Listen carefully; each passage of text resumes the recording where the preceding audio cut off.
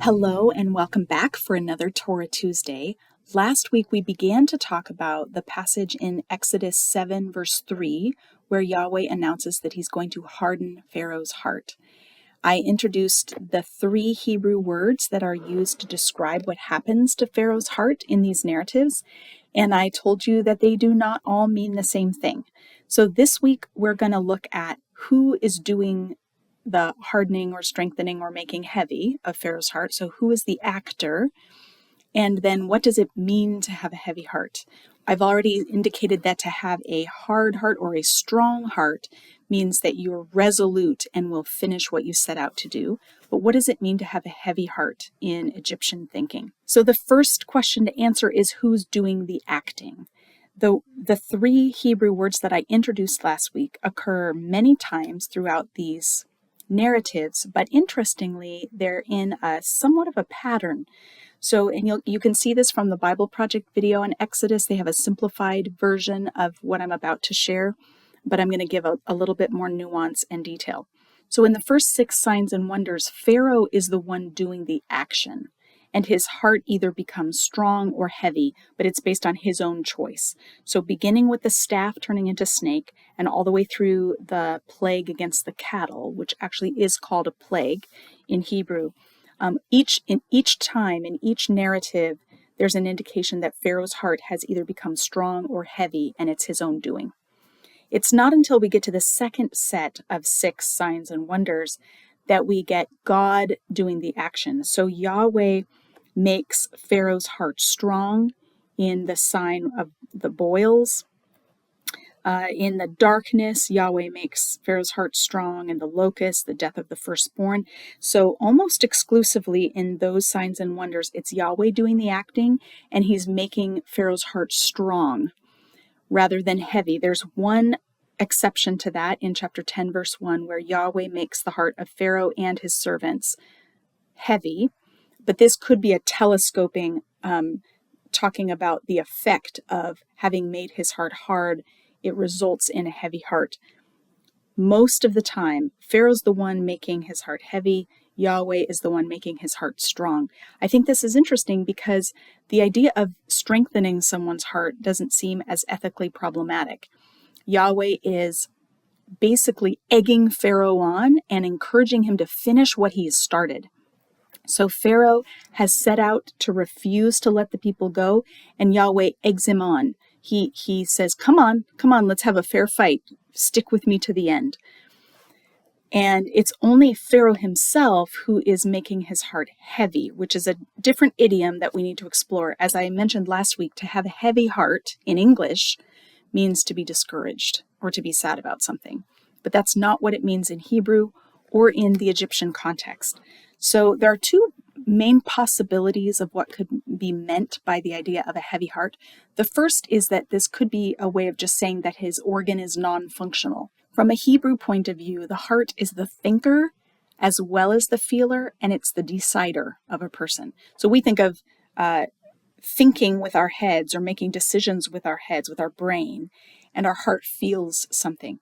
The Hebrews had no concept of anything happening up here. They had no idea what to do with the brain, and the Egyptians didn't either. They just, when somebody's body was preserved and mummified, they would just pull the brains out because they didn't think there was anything special about it, but they would carefully preserve the heart. So this gray mushy stuff up here, they didn't know what it was for. But the heart is where thinking, feeling, and deciding happens. So it's possible that a heavy heart would just indicate that it's non-functioning. We see something like this in Isaiah chapter 6, when Isaiah is supposed to preach to the people so that their ears become heavy, so their ears would be non-functioning, so they could not hear. I don't find this fully persuasive in the case of Pharaoh's heart, that this describes it as non-functioning, because Pharaoh seems to be freely deciding and freely thinking and freely feeling. We have plenty of emotion, plenty of thoughts, plenty of will. It's not as though Pharaoh is disengaged or numb. He's quite involved in this showdown. So the second possibility of a heavy heart is that it's guilty of injustice. And here's where we learn about this. The Egyptian Book of the Dead, which has been widely read, there's lots of different versions of the Book of the Dead that's available. People would have the Book of the Dead customized for them, for their burials. They would choose particular spells and particular scenes to include.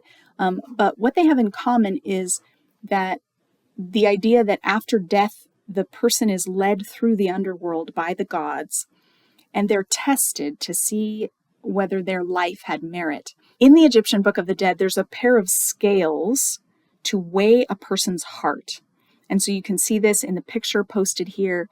The dead person's heart is removed and placed on one end of the scales, and on the other end of the scales is placed a feather, and the feather represents Ma'at, which is the Egyptian concept of order, harmony, truth, morality, justice, like all is right and balanced in the world. All is as it should be.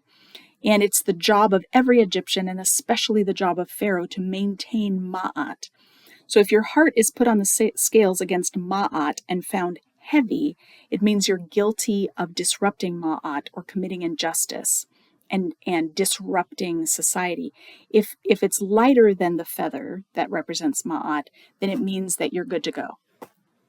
So for Pharaoh to make his own heart heavy is to indicate, from an Egyptian point of view, that Pharaoh is guilty of injustice, that he, rather than maintaining Ma'at for his realm, he is disrupting it. He's causing disorder, and he's oppressing the people. His enslavement of the Israelite people, his exploitation of their labor shows that he's guilty of injustice.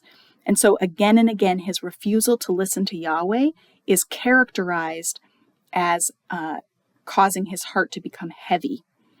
So we need to do this cultural work to see, what does this idiom even mean? And in an Egyptian context, it clearly communicates that Pharaoh's guilty. So Pharaoh makes his own heart guilty while God makes his heart strong. This, I think, is really helpful in trying to wrestle with what is going on here. God is not forcing Pharaoh to do something he did not freely choose. Pharaoh is freely choosing to refuse to listen to Yahweh and refuse to capitulate to his demands. And by doing so, he's making his heart heavy. Yahweh, in turn, is egging Pharaoh on, saying, all right, hey, what are we in? Are we in it to the end? Are we in a fair fight here? Let's keep going. I want to show you all of who I am, and you haven't seen it all yet. So there we have, on the one hand, this sort of gracious increase in intensity to each of the signs and wonders. The early signs and wonders are not dangerous to human life. They're just an annoyance. But as time goes on, they become more and more dangerous.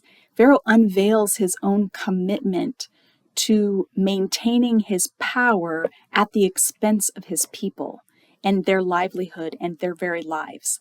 And so he's showing himself by Egyptian standards to be a terrible ruler. And God is showing himself to be superior to Pharaoh's power and to his authority. So I hope this has been helpful. We are going to be spending quite some time reading through the signs and wonders together. We'll work through them carefully, and I hope to show you lots of cool literary patterns that emerge when we read these texts closely, and I hope that you'll see how much it unveils the majesty of God, who is showing his character through these actions in the chapters to come. Have a great week.